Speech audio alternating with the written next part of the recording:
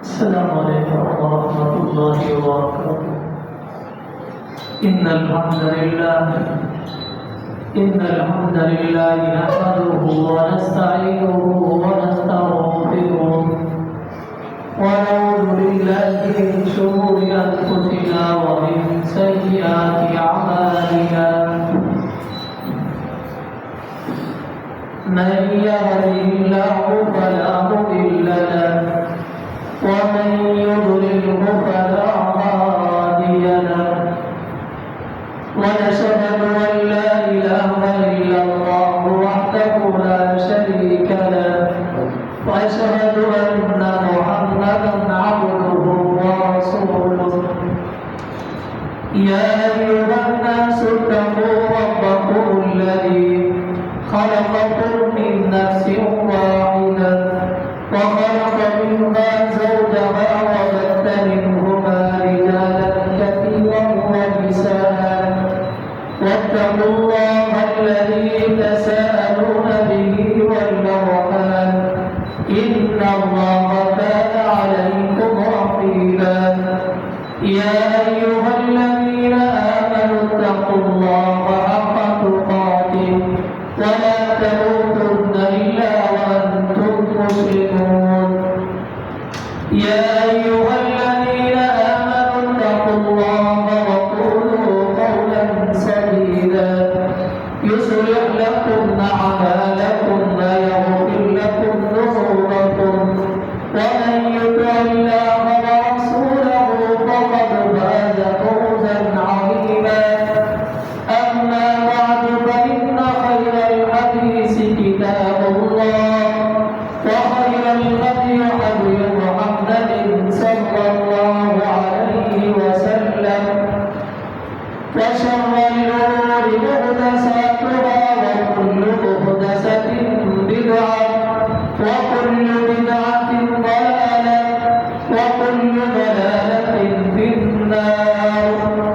اللهم صل على محمد وعلى آل محمد كما صليت على إبراهيم وعلى آل إبراهيم إنك حميد مجيد. اللهم بارك على محمد وعلى آل محمد كما باركت على إبراهيم وعلى آل إبراهيم إنك حميد مجيد. سبحانك لا علم لنا إلا ما علمتنا إنك أنت العليم الحكيم. قال رب اشرح لي صدري ويسر لي أمري واحلل عقدة من لساني يفقهوا قولي. رب زدني علما رب زدني علما اللهم رب زدنا علما. وقال الله تبارك وتعالى في القرآن المجيد والفرقان الحميد قل إن صلاتي ونسكي ومحياي ومماتي لله رب العالمين. हर किस्म की हिंदू सलात तारीफ़ात तस्बीहात तस्बीहात तहलीलात अल्लाह वहदहु ला शरीक के लिए दुरूद व सलाम इमाम उल अंबिया इमाम आज़म जनाब मोहम्मद रसूलुल्लाह सल्लल्लाहु अलैहि वसल्लम की जात अक़दस पर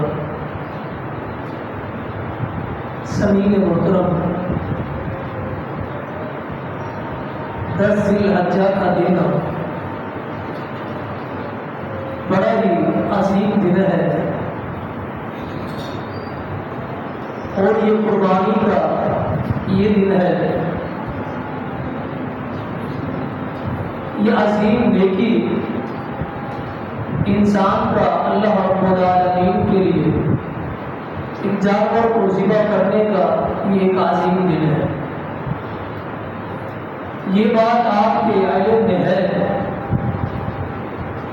कि सैयदना अनस बिन मालिक रज़ियल्लाहु तआला अन्हु फरमाते हैं मुस्नद अहमद में है آپ مدینہ میں 10 سال رہے، آپ نے ہر سال قربانی کی، ایک سال ایسا بھی نہ آیا جس میں آپ نے قربانی نہیں کی۔ لیکن آپ کی مالی کفیت، آپ کی مالی معیشت، آپ اس سے واقف ہے، جو کہ پچھلے خطبے میں آپ سن چکے ہیں۔ اس کے باوجود بھی آپ ہر سال قربانی کر رہے ہیں۔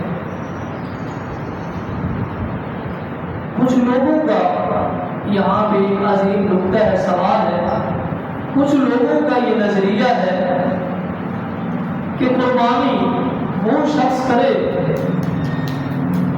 جو زکوٰۃ کی نصاب کو پہنچ جاتا ہو۔ یہ ان کی بات بالکل درست نہیں ہے۔ اگر ایسا ہوتا، یہ مسئلہ ہے، سمجھ لیں، اگر ایسا ہوتا قربانی وہ شخص کر سکتا ہے جو زکوٰۃ دیتا ہو، اگر ایسا ہوتا تو کبھی بھی نبی اکرم صلی اللہ علیہ وسلم جانور قربانی کا ذبح نہ کر سکتے۔ کیوں؟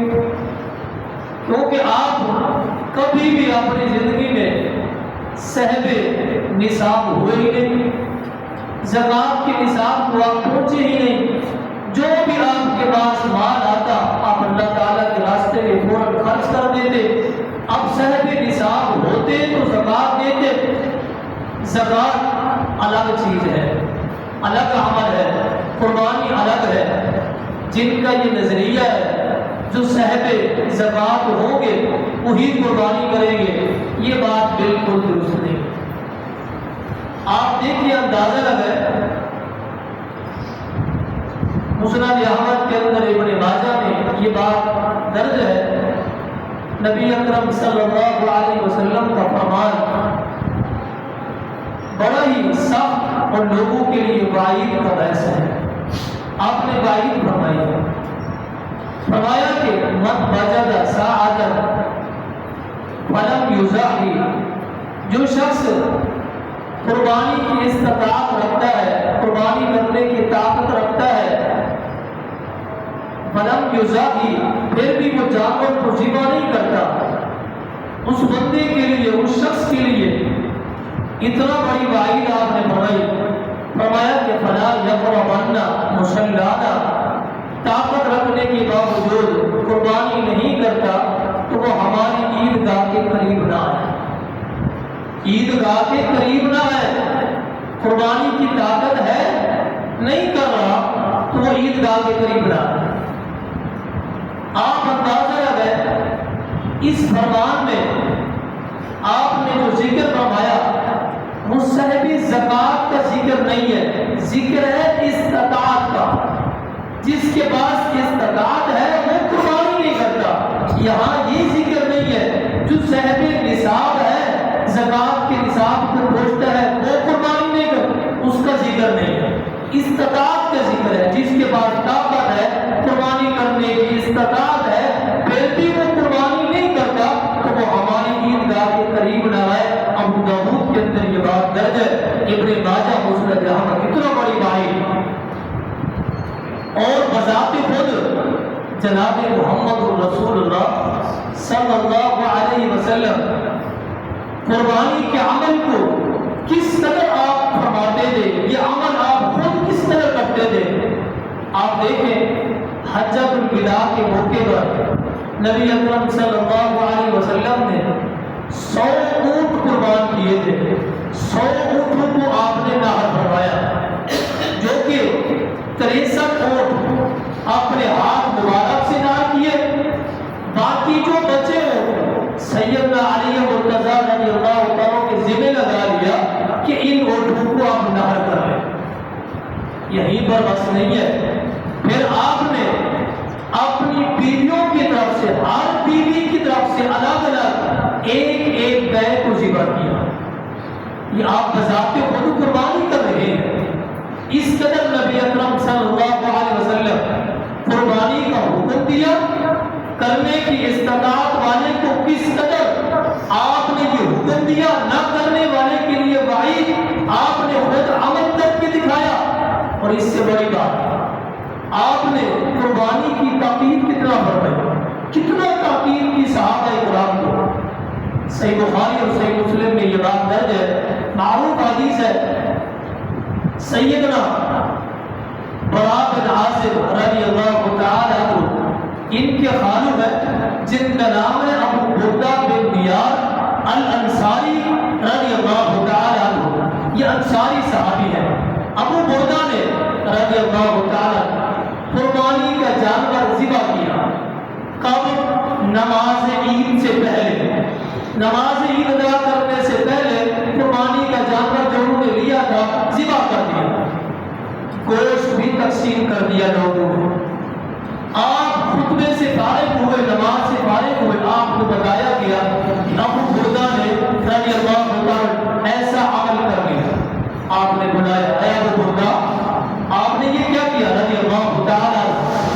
ابو بردہ بن نیار رضی اللہ تعالی عنہ آگے سے جواب دیتی ہے، فرماتی ہے اے اللہ کے رسول صلی اللہ علیہ وسلم، مجھے علم ہوا، مجھے اس بات کا پتہ چلا کہ قربانی کا گوشت لوگوں میں تقسیم کرنا ہے، غریبوں میں تقسیم کرنا ہے۔ میری یہ چاہت اور تمنا تھی، جس جگہ میں رہتا ہوں وہاں میرے پڑوس، میرے ہمسائے قریب ہیں، میں نے اس لیے قربانی کا جانور جلدی ذبح کیا تاکہ سب سے پہلے میری قربانی کا جانور کا گوشت لوگوں تک پہنچے۔ اس جذبے سے آپ دیکھیں جذبہ کس قدر ہے، اس جذبے سے میں نے یہ عمل کیا۔ آپ نے آگے سے کیا فرمایا؟ فَلْيَذْبَحْ مَكَانَهَا أُخْرَىٰ، جاؤ جا کے دوسری قربانی کرو۔ بات لمبی ہے، میں اختصار کے ساتھ چل رہا ہوں۔ فَلْيَذْبَحْ مَكَانَهَا أُخْرَىٰ، جاؤ جا کے دوسری قربانی ذبح کرو۔ پتہ چلتا ہے پہلے جو قربانی کی وہ قبول نہیں ہوئی، وہ قربانی نہیں ہوئی، تبھی آپ نے تاکید کی، حکم دیا جاؤ جا کے دوسری قربانی کرو۔ یہ ہے قربانی کی اہمیت، قربانی کی اہمیت، جا کے دوسری قربانی کرو۔ ابو بردہ بن نیار رضی اللہ عنہ فرماتے ہیں اللہ کے رسول صلی اللہ علیہ وسلم، میرے پاس اور تو کچھ بھی نہیں ہے، اور تو کچھ بھی نہیں ہے، لحم شاتین، ایک بکری ہے، اتنا موٹی تازی ہے ایک، اس کا گوشت لحم شاتین، 2 بکریوں کے برابر ہے، موٹی تازی ہے، گوشت اتنا زیادہ ہے، لیکن وہ قربانی کی شرط کو نہیں پہنچتی۔ جو قربانی کی شرط ہے کہ جانور ڈھونڈا ہو، وہ ڈھونڈا جانور نہیں ہے، گوشت زیادہ ہے، موٹی تازی ہے، لیکن تو بھی نہیں ہے، قربانی کی شرط کو وہ پہنچتی نہیں ہے، اور بھی میرے پاس کچھ بھی نہیں، آپ کیا کرو؟ آپ نے کیا فرمایا؟ آپ نے کیا فرمایا؟ اذبح، جاؤ اسے ذبح کر دو، اذبح، اسے ذبح کر دو، فلن تجزی عن احد بعدک، لیکن یہ آپ کے لیے خاص ہے، آپ کے بعد ایسا جانور کسی کے لیے کفایت نہیں کرے گا، کسی کو اجازت نہیں ہے کہ وہ کھیرا جانور جو ڈھونڈا نہ ہو اور قربانی کی شرط کو نہ پہنچتا ہو وہ ذبح کرے، اس کے لیے یہ جانور قبول نہیں ہوگا، یہ خاص آپ کے لیے ہے۔ آپ اندازہ لگائے آپ نے قربانی کی کتنا تاکید فرمایا، کتنا تاکید کہ قربانی کے جانور کو ذبح کرنا ہے، قربانی کرنی ہے۔ بات سمجھنی ہے تو ایک اور دیکھیں، حالات جیسے بھی تھے، جیسے بھی حالات آپ کے تھے، آپ نے قربانی کا جانور ذبح کیا، آپ نے قربانی کی۔ صحیح مسلم کی حدیث ہے، آپ حالت سفر میں تھے، قربانی کے دن آ گئے، ذی الحجہ کے ایام آ گئے، آپ سفر کی حالت میں ہیں، سیدنا ثوبان رضی اللہ تعالیٰ عنہ آپ کے ساتھ ہے، فرماتی ہے آپ نے 10 ذی الحجہ کو آپ نے قربانی کا جانور ذبح کیا، حالت سفر میں۔ آپ اندازہ لگائے سفر میں بندہ ہو کیا کیفیت ہوتی ہے، سفر بھی اس وقت کا ہوتا ہے، سفر میں جانور ذبح کیا، قربانی کی۔ پھر سیدنا ثوبان کو آپ نے فرمایا رضی اللہ تعالیٰ عنہ، یہ قربانی کا جو گوشت ہے اسے محفوظ کر کے اپنے پاس رکھ لیں. ہم اسے سفر میں کھاتے رہیں گے, استعمال کرتے رہیں گے. اے صوبان, جب تک ہم مدینہ نہیں پہنچیں گے یہ قربانی کا جو گوشت ہے یہ خراب نہیں ہوگا. یہ آپ کا خاصہ تھا, یہ بڑا بات ہے. یہ آپ کا خاصہ تھا, سنبھال کے رکھ لے, محفوظ کر لے, مدینہ پہنچنے تک یہ گوشت خراب نہیں ہوگا. سیدنا صوبان فرماتے ہیں رضی اللہ عنہ, سے مسلم کی حدیث ہے, ہم مدینہ میں پہنچے, گوشت ویسے کا ویسے تھا, خراب نہیں ہوا. یہ آپ کا خاصہ تھا. لیکن یہاں سے معلوم ہوتا ہے جیسے قربانی کا حکم آیا, آپ نے اپنی زندگی میں قربانی کبھی بھی آپ نے مس نہیں کی, اگرچہ آپ سفر میں کیوں نہیں. یہ قربانی کی اہمیت, سفر میں کیوں نہیں, لیکن جانور کو آپ نے ذبح کیا, قربانی کی. یہ قربانی کی اہمیت ہے. آپ نے ہم وسلم نے صحابہ کرام کی قربانی کے بارے میں تربیت کیسے کی, کس انداز میں صحابہ کرام کی تربیت کی. ابو داؤد میں یہ حدیث درج ہے. ایک صحابی رسول آتے ہیں, آ کر کہتے ہیں اللہ کے رسول صلی اللہ علیہ وسلم, قربانی کے دن آ گئے ہیں, میرے پاس اور کچھ بھی نہیں ہے, ایک بکری ہے, ایک ہی بکری ہے, وہ بھی میرے بچوں کے دودھ کے لیے ہے, دودھ کے لیے ہے, اور کچھ بھی نہیں ہے. آپ حکم دے تو میں اس بکری کو قربان کر دوں, ذبح کر دوں. آپ حکم دے, آپ کا حکم ہو. آپ نے فرمایا کہ وہ آپ کے بچوں کا اور آپ کا یہ رزق ہے, آپ اسے ذبح نہ کریں, آپ اسے ذبح نہ کریں, آپ کے بچوں کا رزق ہے. آپ ایسا کریں, 10 ذی الحجہ کو نماز عید ادا کرنے کے بعد جب مسلمان اہل ایمان اپنے جانوروں کو ذبح کریں گے, آپ جا کے اپنے ناخنوں کو اور اپنے بالوں کو کٹوا لینا, تراش کر لینا. یہ آپ کے لیے قربانی کے لیے کافی ہو جائے. اللہ تعالیٰ آپ کو قربانی کا ثواب دے. قربانی کی تربیت دیکھیں, صحابہ کرام نے اس انداز میں تربیت کی. آپ صلی اللہ علیہ وسلم نے صحابہ کرام کی اس انداز میں, پھر صحابہ کرام نے اس تربیت کو لیا, اس پہ پھر عمل کیا, چھوڑا نہیں. یہ نہیں ہے کہ آپ صلی اللہ علیہ وسلم نے ایک مرتبہ جو جملہ فرما دیا صحابہ کرام کو, پھر آپ کے جانے کے بعد اس چیز کو انہوں نے ختم کر دیا ہو, ایسا نہیں. ایک مرتبہ جس صحابی کو آپ نے عمل کرنے کا حکم دیا, کام کرنے کی اجازت دی, وہ کرتا رہا, اس کو چھوڑا نہیں. اس انداز میں تربیت کر کے گئے. ہم بھی کتنی بار ایک مسئلے پہ مختلف آپ کے فرمان سنتے ہیں, قرآن کی آیتیں سنتے ہیں, جب باری آتی عمل کرنے کی تو پھر ہم اس کے لیے راستے ڈھونڈتے ہیں. جیسے قربانی کے دن ہے, راستے ڈھونڈ رہے ہیں, قرضہ ہے, فلاں ہے, فلاں ہے, قربانی کرے یا نہ کرے, کیسے کرے, کس انداز میں کرے, کیا کرے.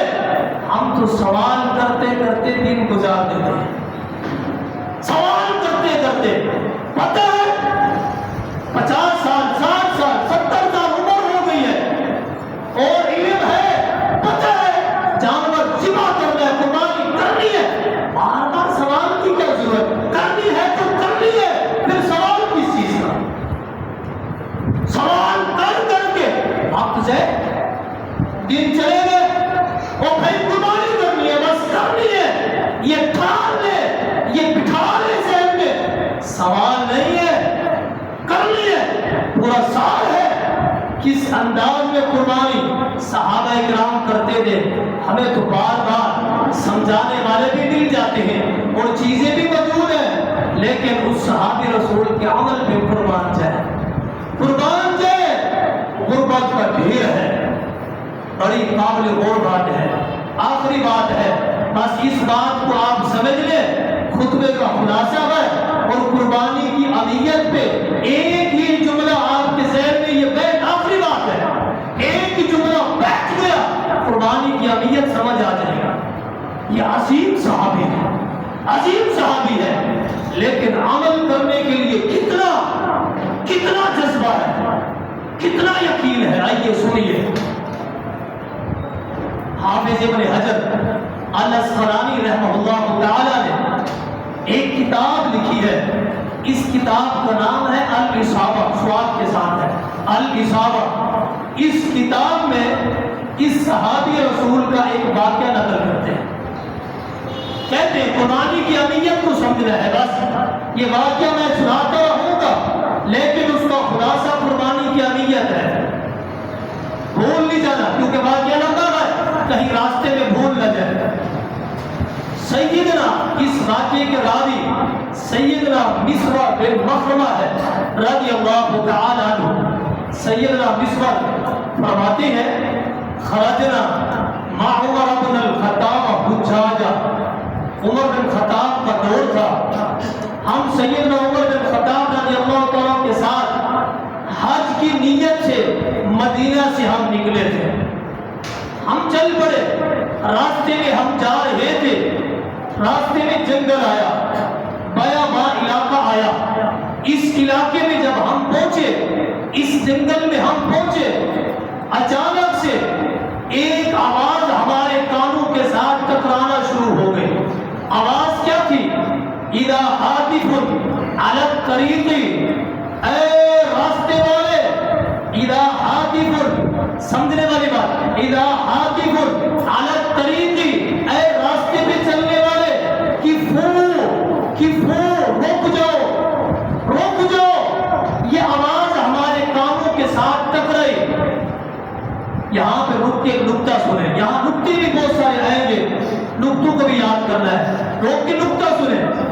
حاطف، اس آواز کو عربی کے اندر کہا جاتا ہے آواز تو آ رہی ہو لیکن بندے کی شکل نظر نہ آ رہی ہو، بندہ موجود نہ ہو، آواز آ رہی ہو، اسے حاطف کہتے ہیں۔ سادہ الفاظ میں سمجھے، کسی کو فون کرے، آواز تو آتی ہے لیکن شکل نظر، میں ویڈیو کی بات نہیں کر رہا، عام بات کر رہا، شکل نظر نہیں آتی، اس کو عربی کے اندر حاطف کہتے ہیں۔ اذا حاطف علی الطریق، آواز تو آ رہی تھی لیکن بندے کی شکل، بندہ موجود نہیں تھا۔ وہ کیا کہہ رہا تھا؟ کفو، اے قافلے والے، اے جماعت والے رک جاؤ۔ امیر عمر رضی اللہ عنہ نے حکم دیا قافلے سے رک جاؤ، ہم رک گئے، کہاں رکے ہوئے تھے، اچانک سے کچھ دیر کے بعد ایک شخص آ گیا، بزرگ تھا، یہ شخص کوئی عام نہیں تھا، یہ جلیل القدر اور عظیم صحابی تھا، سمجھے آگے چل کے پتہ چلے گا۔ اور شخص آ گیا، بڑا بزرگ تھا، آ کے اس نے سلام کیا، سلام کرنے کے بعد عظیم ہی سوال کیا، ایک سوال کیا، بڑا عظیم سوال تھا۔ سیدنا مسور فرماتے ہیں رضی اللہ، سوال کیا، کیا سوال کرتے؟ افیکم رسول اللہ صلی اللہ علیہ وسلم، کیا تمہارے اندر رسول اللہ صلی اللہ علیہ وسلم موجود ہے؟ یہ عظیم سوال کیا۔ یہاں پہ رک کے ایک اور نکتہ سنے، یہ قافلے والے کتنا عظیم لوگ تھے، امیر عمر رضی اللہ عنہ اور دیگر صحابہ کرام کتنا عظیم لوگ تھے۔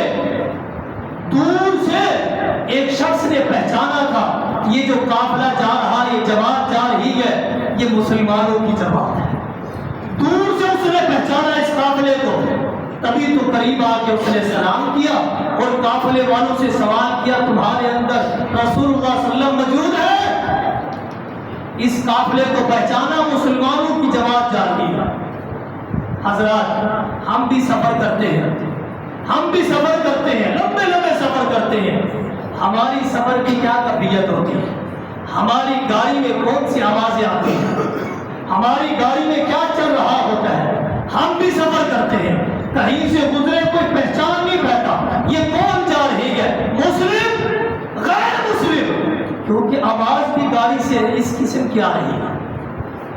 قربان جائے، دور سے پہچانا کہ یہ مسلمانوں کا قافلہ جا رہا ہے، واپس اپنی بات پہ ہے، وہ کیا کہہ رہا ہے؟ افیکم رسول اللہ صلی اللہ علیہ وسلم، تمہارے اندر اللہ کے رسول صلی اللہ علیہ وسلم موجود ہے؟ امیر عمر نے جواب دیا، کیا کہہ رہے ہو؟ تمہارے اندر ہوش ہے؟ تمہیں سمجھ ہے؟ بزرگ ہو،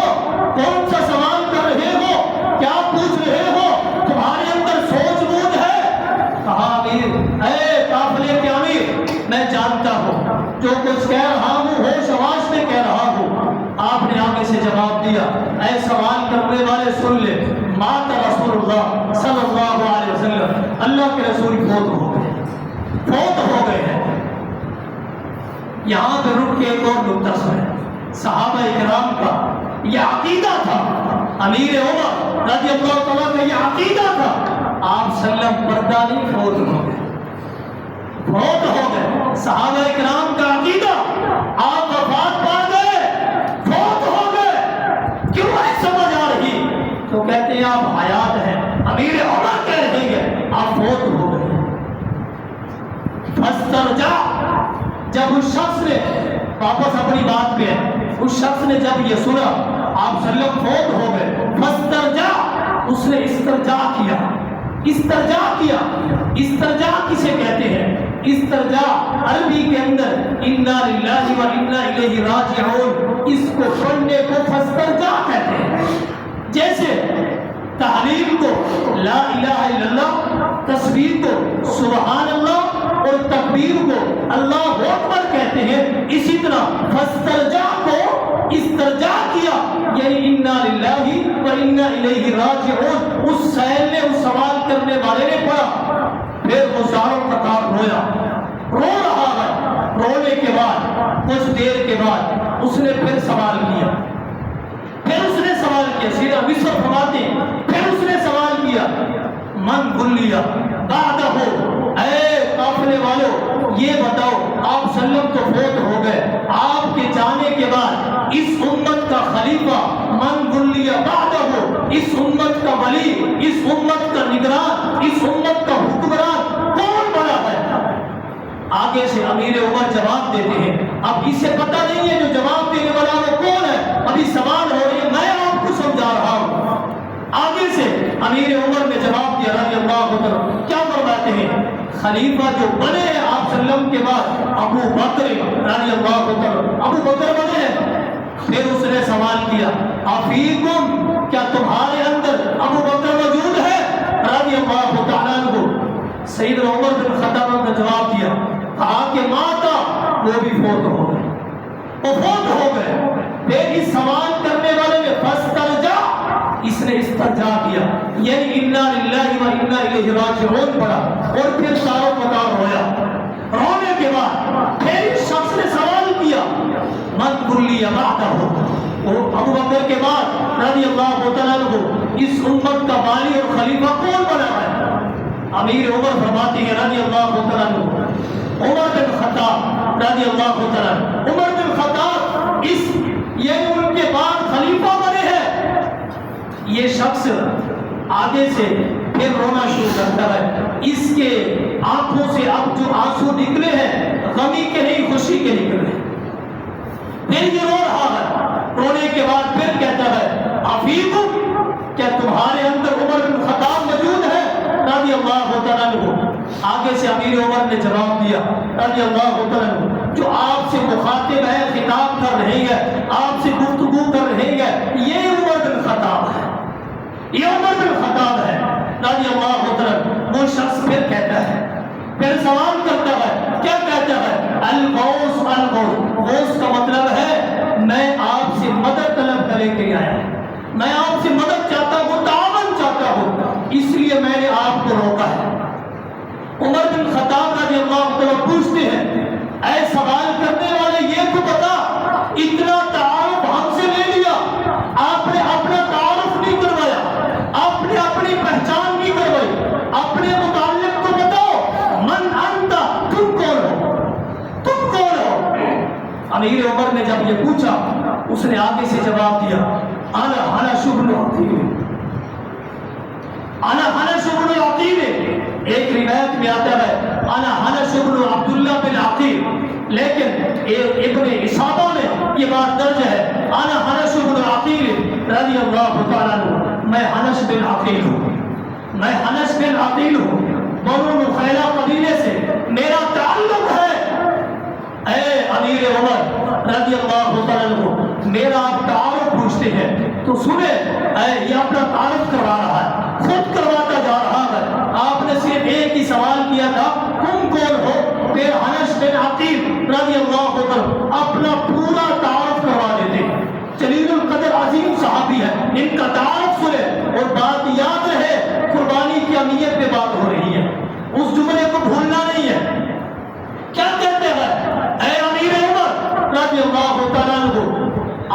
ایک وقت تھا، اسی سفر سے، اسی راستے سے نبی اکرم صلی اللہ علیہ وسلم کا گزر ہوا، آپ کے ساتھ میری ملاقات ہوئی، بنو جبیلہ قبیلے کے قریب آپ کے ساتھ میری ملاقات ہوئی۔ آپ صلی اللہ علیہ وسلم نے اے امیر عمر، مجھے آپ نے دعوت دی تھی کہ آپ اسلام قبول کر لیں۔ میں حنش بن عقیل رضی اللہ عنہ نے آپ کی دعوت کو قبول کیا اور میں نے اسلام قبول کر لیا، میں مسلمان ہو گیا۔ جیسے میں مسلمان ہوا، میں نے کلمہ پڑھا۔ آپ کے پاس اس وقت سفر میں آپ کے پاس کبھی کھجوریں ہوتی تھی، کبھی ستو ہوتا تھا، اس وقت آپ کے پاس سفر میں ستو موجود تھا۔ آپ صلی اللہ علیہ وسلم نے بذات خود ستو بنایا، ستو بنانے کے بعد آپ نے بذات خود پیا، جو آپ کا بچا، آپ کا جھوٹا، آپ نے مجھے پلایا، مجھے پلایا، میں نے پیا۔ اے امیر عمر رضی اللہ تعالیٰ عنہ، آج بھی جب مجھے بھوک لگتی ہے یا مجھے پیاس لگتی ہے، آج بھی میں اپنے سینے میں، اپنے پیٹ میں آپ صلی اللہ علیہ وسلم کا جھوٹا جو میں نے سب کو پیا تھا، اس کی ٹھنڈک آج بھی میں محسوس کرتا ہوں اور اس کی خوشبو آج بھی محسوس کرتا ہوں۔ آپ صلی اللہ علیہ وسلم فوت ہو گئے، کب کی بات ہے؟ اس وقت سے آج تک جب بھی بھوک لگتی ہے یا پیاس لگتی ہے، وہ خوشبو بھی آتی ہے، وہ ٹھنڈک بھی آتی ہے۔ اے امیر عمر رضی اللہ تعالیٰ عنہ، میں آپ کے پاس تعاون کے لیے آیا ہوں۔ آپ نے میرا تعارف پوچھا ہے۔ مجھ سمیت میرے گھر میں 10 افراد ہیں، ہم 10 افراد ہیں۔ جب میں نبی اکرم صلی اللہ علیہ وسلم کے ساتھ ملاقات ہوئی تھی، جبیلہ قبیلے کے قریب آپ سے ملا تھا، میرے داڑھی کے اور سر کے بعد سارے کے سارے سیاہ تھے۔ اے امیر عمر، آج سارے کے سارے سفید ہو چکے ہیں، ایک بھی سیاہ نہیں ہے۔ اتنا لمبا عرصہ گزرنے کے بعد میرے بال سفید ہو گئے، ہڈیاں کمزور ہو گئی ہیں، غریب ہو چکا ہوں اور کھانے کے لیے چیزیں نہیں ہے، بڑی غربت کے دن گزار رہا ہوں۔ اے امیر عمر، بیت المال سے آپ کے پاس تعاون کے لیے آیا ہوں، اب میری مدد کر دے، میرا تعاون کر دے۔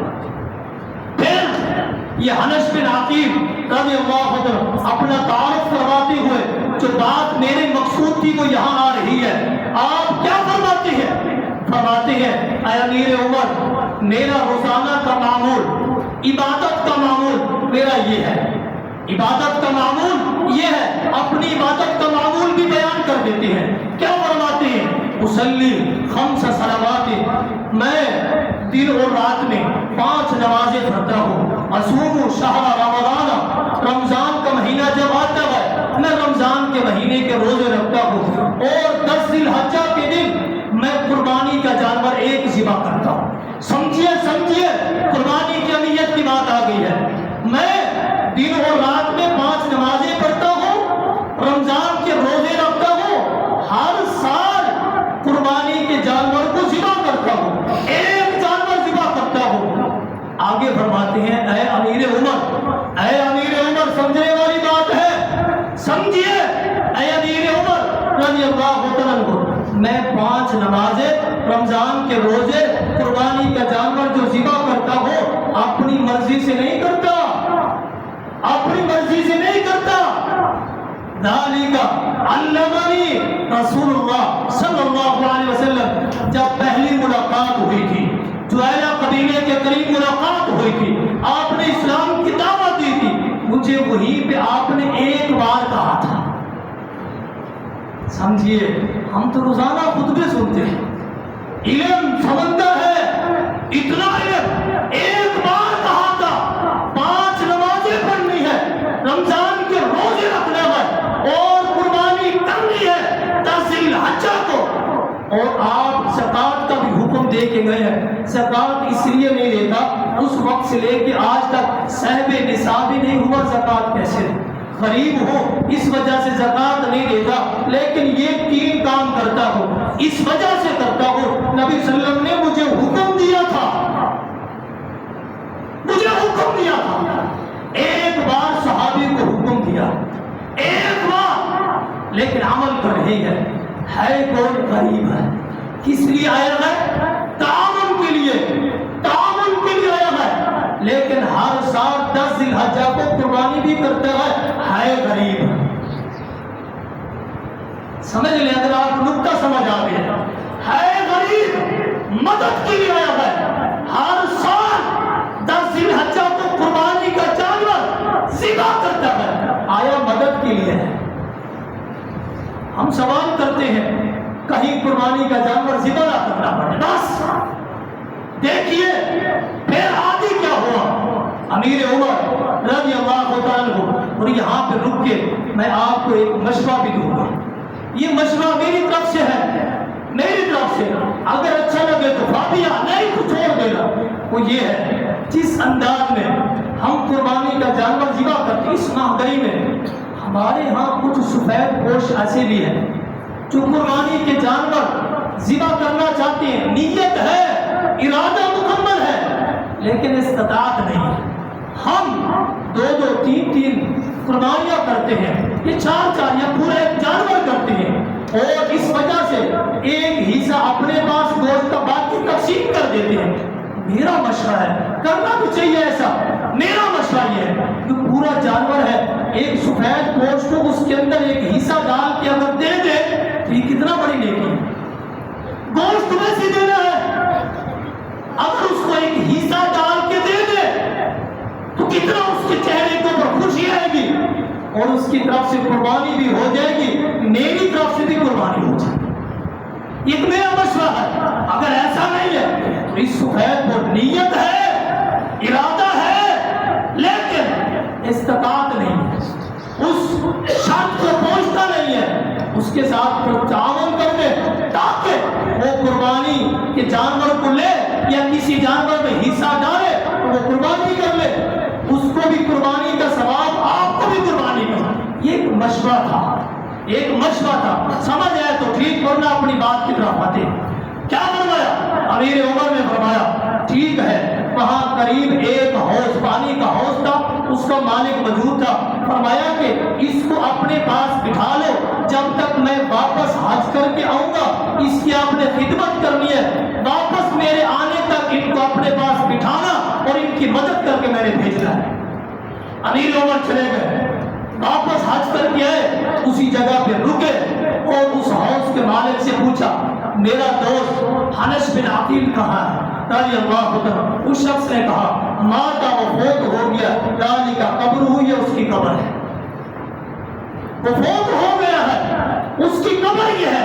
अमीर उमर उसकी कब्र पे गए, दुआए मग़फ़िरत की, और सैयदना मिस्वर बिन मखरमा फरमाती है मैं ये देख रहा था पूरा मंजर, और अमीर उमर दुआ भी कर रहे हैं, रो भी रहे हैं, रो भी रहे हैं। यहाँ जो बात समझानी थी वो ये थी, वाक़या मुकम्मल है, समझानी थी वो ये है। एक मरतबा आप सल्लम ने हुक्म दिया कुर्बानी का, सारी जिंदगी वो कुर्बानी करते हैं, लेकिन थे गरीब, मदद के लिए आया था और गरीब था, लेकिन कुर्बानी का जानवर वो ज़िबा करता था, किस अंदाज में करता था, ये सिर्फ हम यकीन करें और अल्लाह ताला पे तवक्कुल और इरादा पुख्ता करें, और हम अपने ज़हन में ये ठान ले, अपने ईमान को मजबूत कर ले, जानवर ज़िबा करना है, कुर्बानी करनी है, अल्लाह इंशाअल्लाह जरूर मदद करेगा। अगर इस्तिताअत है, ताकत है, बंदा कुर्बानी नहीं करता। मैंने आपको हदीस बताई कि वो शख्स इस्तिताअत और ताकत रखने के बावजूद भी कुर्बानी नहीं करता, फला युक़र्रबना मुसल्लाना, वो हमारे ईदगाह के करीब ना है, ताकत रखने के बावजूद कुर्बानी नहीं करता। वमालैना इल्लल बलाग।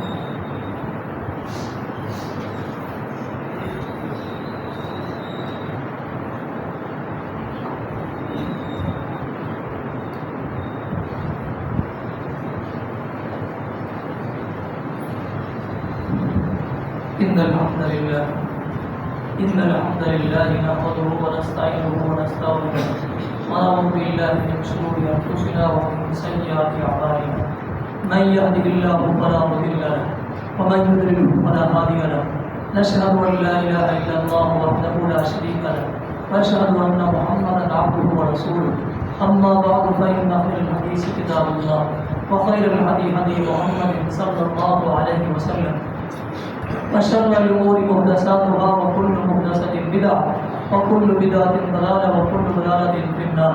फ़क़द क़ालल्लाहु तबारक व तआला फ़िल क़ुरआनिल मजीद वल फ़ुरक़ानिल हमीद क़ुल इन्ना सलाती व नुस्ख़ी व महयाय व ममाती लिल्लाहि रब्बिल आलमीन समीन मुकरम, ये ज़िल हज्जा का चांद नज़र आने वाला है, जो कि सिर्फ एक याद दहानी है। जो भाई, जो दोस्त, जो अहबाब कुर्बानी करना चाहते हैं और कुर्बानी का जानवर खरीद चुके हैं या खरीदेंगे, इस्तात है और नियत कर चुके हैं, उनके लिए ज़रूरी है कि चांद नज़र आने से पहले पहले अपने नाखूनों को, और वो बात जिसके काटने का हुक्म है, नाखूनों को, अपने बालों को वो तराश ले। ये नबी अकरम सल्लल्लाहु अलैहि वसल्लम की तरफ से ये हुक्म है, ये आपकी सुन्नत है, आपने ये हुक्म दिया और अमल करके भी आपने दिखाया है। और ज़िल हज्जा का चांद चंद दिनों में ही, आज 27 तारीख है, तो चांद नजर आ जाएगा। उससे पहले पहले जानवर ज़िबा करने वाला, कुर्बानी करने वाला, उसके लिए ये हुक्म है कि अपने बालों को, अपने नाखूनों को, और उसके जितने भी बच्चे हैं, एक कुर्बानी सबके लिए काफ़ी होती है, पूरे घर के लिए, जितने भी उसके बच्चे हैं वो सारों के लिए यही हुक्म है कि चांद नजर आने से पहले पहले अपने बालों को, अपने नाखूनों को वो तराश ले और काट ले। हमारी